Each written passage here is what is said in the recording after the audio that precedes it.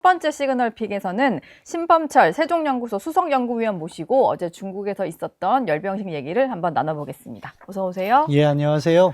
어제 오전에 저희도 생중계로 이제 중국의 80주년 전승절 열병식을 중계를 좀 해드렸었는데, 김정은 북한 국무위원장이 상당히 좀 제대로 예우를 받는 모습을 볼 수가 있었거든요. 좀 어떻게 평가를 하십니까? 이제 말씀하신 대로 중국이 김정은 위원장에게 해줄 수 있는 예우는 다 해줬다. 다 해줬다. 그렇게 생각해요. 왜냐하면은 이번 전승절 행사가 시진핑 주석에게 있어서는 반미 연대의 중심에 중국이 있고 그 중국을 이끄는 지도자가 나다. 네. 이런 메시지를 전하고 싶었잖아요. 그런데 거기에 북한이 빠져 있으면 마치 모자이크에서 한 조각이 빠져 있는 것 같잖아요. 네. 그렇기 때문에 김정은 위원장 초청에 많은 공을 기울였을 거고, 그걸 또 김정은 위원장도 적절히 활용했다고 봐요.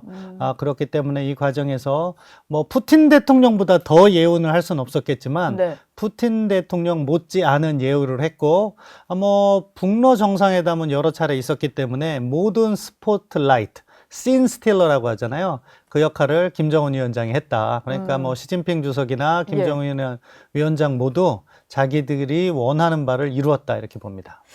오른쪽이 상석이니까 그쪽에 당연히 푸틴 대통령을 이렇게 세웠던 것 같고, 왼쪽에 바로 옆자리에 김정은 위원장을 이렇게 세웠다라는 거, 이거 자체로도 엄청나게 좀 북한의 어떤 지위도 인정을 해주고 이런 모습이라고 볼 수 있는 거죠. 예, 그렇죠. 결국에는 최상석, 시진핑 주석의 양옆에 누가 서느냐가 관건이었고, 근데 김정은 위원장이 그 자리를 차지했으니까 지금 나오는 말이 뭐예요? 북중러 연대. 그래서 한미일 대 북중러 구도가 생기는 게 아니냐 많은 걱정을 하잖아요. 네. 그게 바로 시진핑 주석이 이 전승절 행사를 준비하면서 기대했던 효과다. 이미 효과를 거두고 있다고 봅니다. 이번 방중에 딸 주회를 대동을 해서 열차에서 내릴 때 주회의 모습이 포착이 되기도 했었는데, 이게 어제 행사에 같이 갈 거냐 이게 관심이었는데 행사에는 대동을 하지 않았었거든요. 근데 어쨌든 같이 데려가고 그 모습을 노출을 시켰다. 이건 잠재적 후계자로 좀 소개를 했다라고 봐야 되는 거예요. 예, 저는 이렇게 표현해요.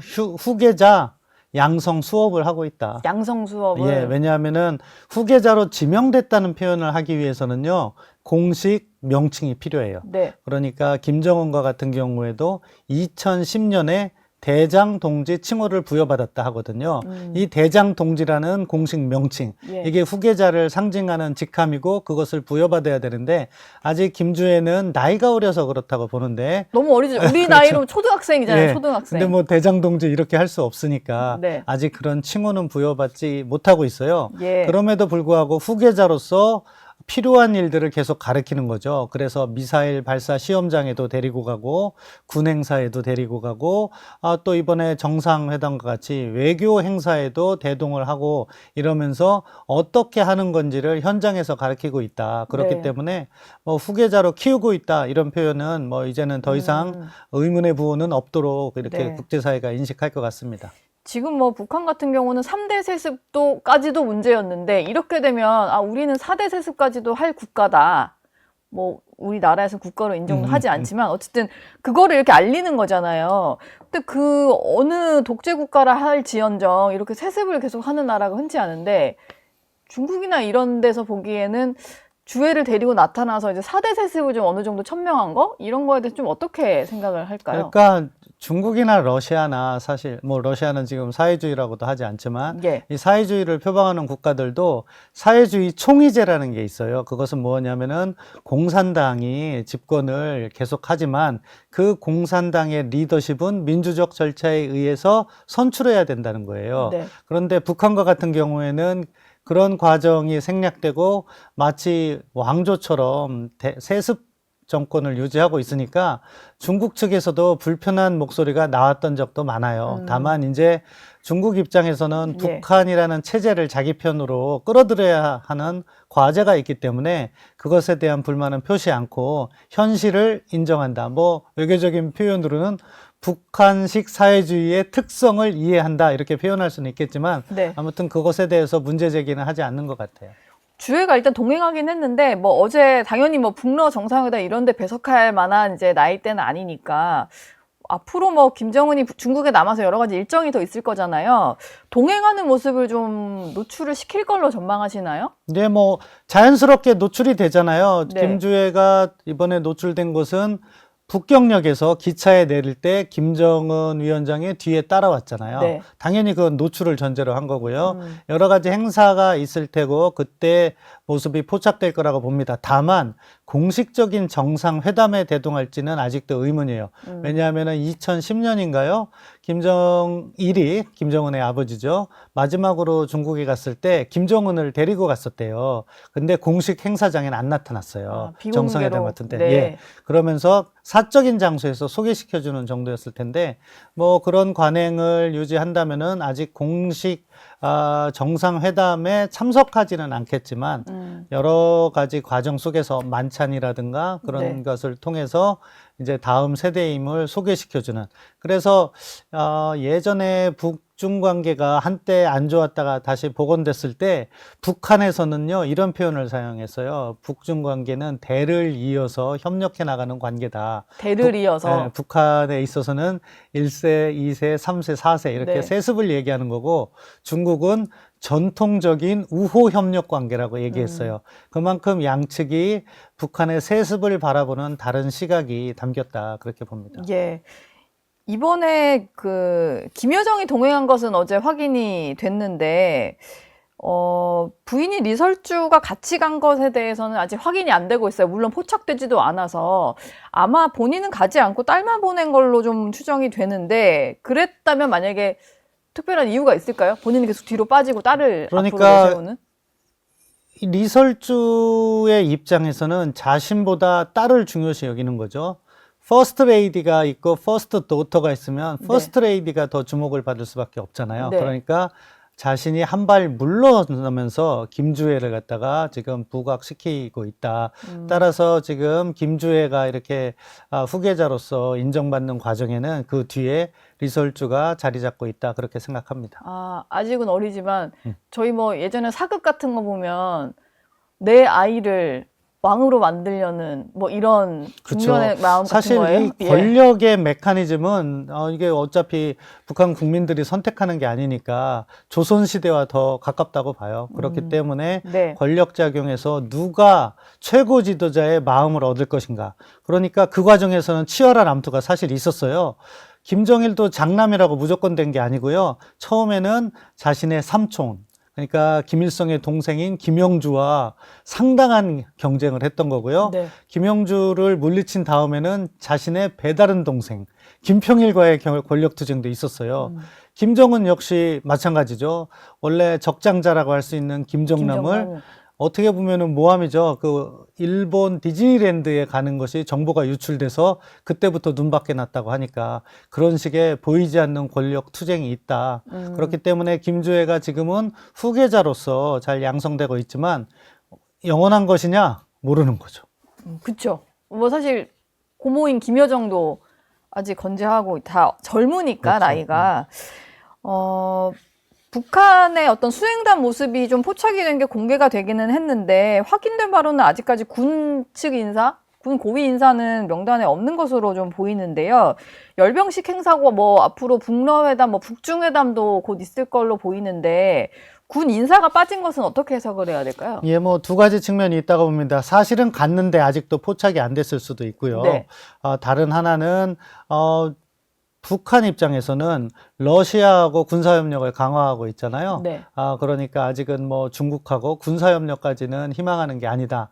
오히려 러시아하고의 군사협력을 하는 과정에 사실은 러시아로부터의 경제적 지원은 김정은이 기대했던 것만은 못할 수가 있어요. 그러니까 이번에 방중의 첫 번째 목적은 경제협력이라고 볼 수 있고요. 네. 어제 김정은 위원장과 푸틴 대통령의 정상회담 모두 발언에서 우리 국내 언론은 그거를 포착하지 못하고 김정은 위원장이 앞으로 계속 돕겠다 이 점만 부각했는데요. 네. 그 돕겠다는 말 다음에 마지막 한 말이 뭐냐면요. 양국 국민의 복리 증진이라는 표현을 썼어요. 복리 증진. 경제 발전을 시키자. 이 네. 이야기는 뭐예요? 러시아로부터 경제적 지원. 그리고 역으로 우리도 러시아를 돕기 위해서 북한 노동자를 파견하겠다 하는 복선이 깔려 있다고 봐요. 아. 그렇게 해서 지금 김정은 위원장의 목표는 우리가 피를 흘렸으니까 경제협력 강화해서 우리 잘 살게 도움을 달라, 그 메시지가 담겨 있는데 그 부분은 언론에서 저희가 포착하지 놓쳤군요. 못하더라고요. 오늘 다시 읽어봐야겠네요. 네. 그러면은 러시아와도 중국과도 뭔가 경제 협력에 조금 더 방점이 찍혔다 이렇게 볼 수도 네, 있겠네요. 왜냐하면은 김정은 위원장은 대외 안보 환경은 네. 자신들에게 유리한 구도가 조성됐다고 볼 거예요. 왜냐하면은 북러 관계를 통해서 제재가 약화되고 있고 또 북중 관계까지도 하면은 기반은 조성됐다. 그럼 뭐를 해야 되냐?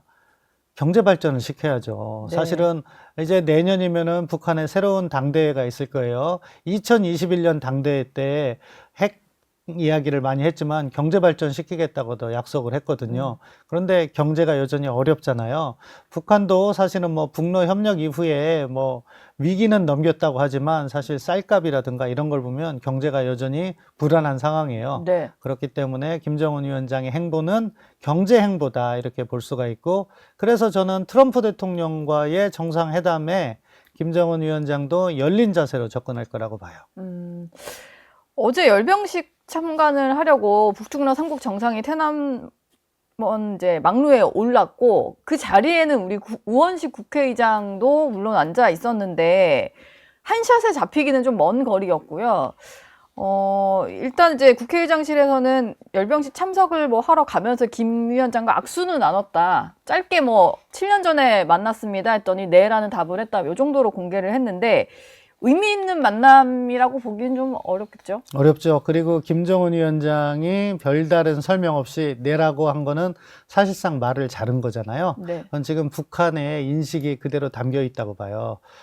지금 지난번 한미 정상회담에 대해서도 북한은 우리 이재명 정부는 비판하면서도 트럼프 대통령은 비판하지 않았어요. 그건 뭐냐? 북미 정상회담에는 열려 있다는 거고, 그 과정에서 한국의 역할, 과거 문재인 정부에서는 한반도 운전자론 해서 네. 우리가 뭔가를 하겠다는 거였는데 예. 그런 한국의 역할을 인정하지 않겠다는 거예요. 그런데 다행히도 뭐 이재명 정부도 페이스메이커 역할을 하겠다고 했잖아요. 그렇기 때문에 접점은 만들어질 수 있다고 봐요. 그 접점이라고 하는 것은 과거 문재인 정부는 남북이 소통을 해서 북미 관계를 연결하겠다 이런 접근이었다면 지금은 여기잖아요. 미국과 북한 간의 소통을 우리가 주선하고 그 소통의 결과로서 남북관계도 만들어가겠다는 접근이기 때문에 네. 저는 그러한 접근은 뭐 현실에 부합한다고 봐요.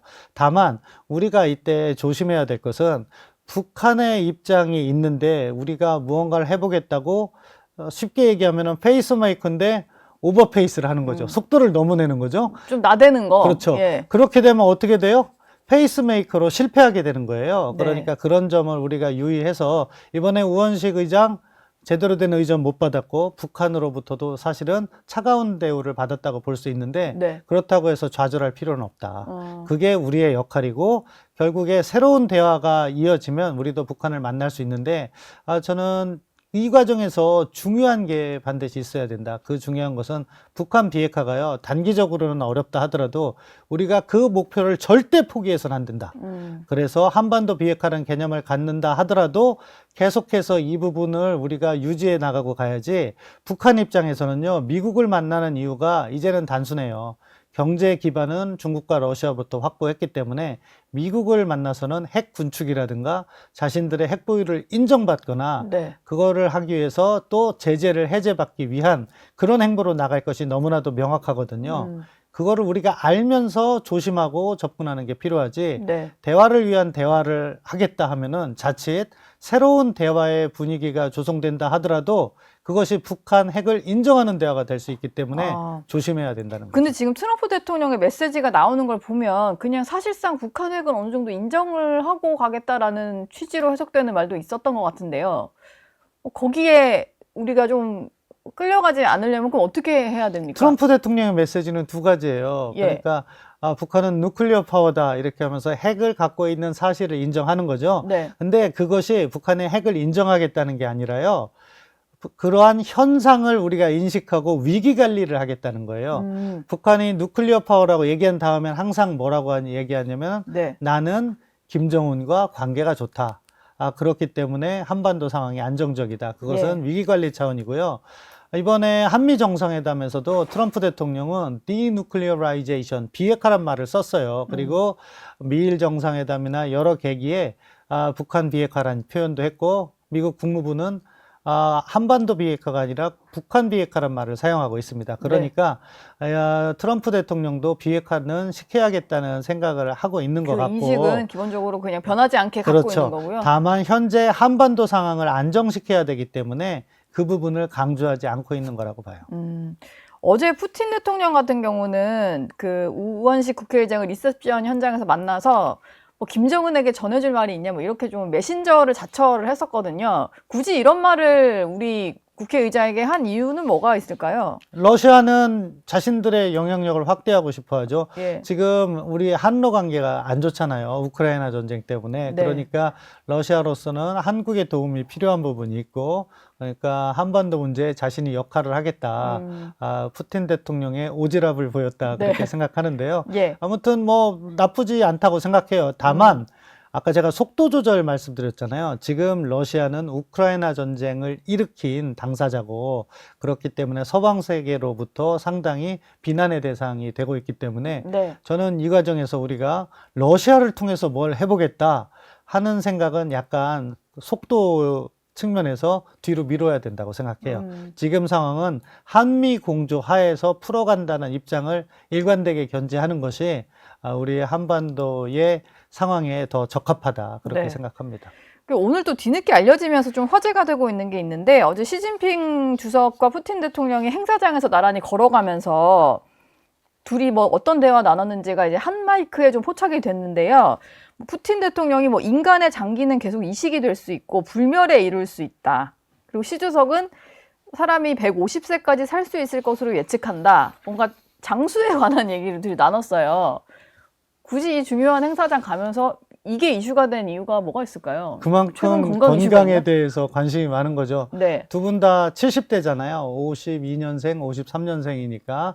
그러니까 아무래도 건강해야 집권도 더 오래 하고 네. 하는 그런 개인적인 아젠다인 거죠.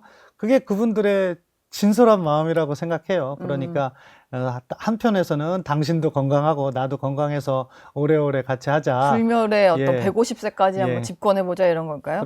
그런 마음이 있는 거죠. 예. 사실 김정은 북한 국무위원장도 건강 이상설이 좀 돌 정도였어요. 그래서 이제 나이가 어린 딸을 굳이 후계자로 빨리 소개하는 거 아니냐 이런 해석도 있었는데, 이번에 보시기엔 좀 건강 상태가 어떻게 보이셨어요? 예, 사실 몇 년 전에 김정은 위원장이 다리를 저른 적이 있어요. 네. 걸어가는데. 그리고 한 번은 또 이쪽 오른쪽 팔이었던가요? 그쪽을 예. 잘 못 움직이고 이렇게 대화하는 모습도 보였고요. 그래서 저도 이번에 유심히 봤어요. 그러니까 천안문 막루에 오르기 전에 그 전에 있는 게이트에서 등장하는, 사열받으면서 등장하는 모습이 있었고, 그리고 기념 촬영이 있었고, 막루에 오르는 모습이 다 담겼어요. 네. 김정은 위원장이 첫 줄에 일렬에 섰기 때문에, 시진핑 주석의 왼쪽에 있었기 때문에 방송을 통해서 다 볼 수 있었는데, 걸음걸이나 이런 모습은 과거와는 달랐다. 이번에는 좀 건강한 모습을 보였더라고요. 그래서 또 중국을 방문할 수 있었지 않았나도 싶은데, 네. 아무튼 화면에 나타난 모습은 건강상으로는 별다른 문제가 없어 보였다. 그렇게 이상이 평가합니다. 크게는 없어 보였다. 마지막으로 좀 질문을 드려야 될 것 같아요. 듣다 보니 시간이 훌쩍 갔는데, 일단 북러 정상회담은 마쳤고 오늘 이르면 북중 정상회담도 있을 것 같고, 또 3국 간의 어떤 공동 성명이나 합의가 나올지 이게 좀 가장 관심사인 것 같은데, 물론 어제 그 막루에 세 나라 지도자가 서 있는 모습만으로도 뭔가 보여준 메시지가 있겠지만, 실제 공동 성명이나 합의가 나온다면 좀 어떤 방향에 맞춘 내용이 될 걸로 보이시나요? 저는 공동성명, 3자 공동성명은 나오지 않을 거라고 나올 봅니다. 걸로 보세요? 예, 정상회담도 하지 않았기 때문에 성명만 따로 내는 경우는 뭐 이례적이라고 봐야 될 거고요. 러시아가 원하지 않아요. 아, 그런 러시아는 러시아가 중심이 되는 북중러 협력이라든가 그런 걸 하고 싶지 지금 중국에 판에서 러시아가 지금은 중국이 메인이니까. 그거를 협력하지 않습니다. 그러니까 어떻게 보면 어제 행사가 동상 삼몽이라고 생각해요. 러시아는 우크라이나 전쟁을 풀어가기 위해서 미국과 협력해야 될 부분이 있는 거고 네. 중국도 아직 미국과 관세 협상 끝나지 않았잖아요. 네. 김정은 위원장도 트럼프 대통령과의 정상회담을 열어두고 있다. 그래서 실명 비난을 안 하고 있는 거라고 보이는데 그렇기 때문에 반미 연대를 함께하는 모습을 보이면서도 나에게 기회가 찾아온다면 나는 트럼프를 만날 것이라는 또 생각도 하고 있는 거죠. 그래서 삼자 공동 성명이 나오지 않을 거라고 생각합니다. 네. 동상삼몽이었다. 이런 분석까지 해주셨습니다. 네, 지금까지 신범철 세종연구소 수석연구위원과 얘기 나눴습니다. 고맙습니다. 감사합니다. 저희 영상 많이 시청해 주시고요. 좋아요, 구독, 댓글, 알림 설정 꼭 부탁드리겠습니다.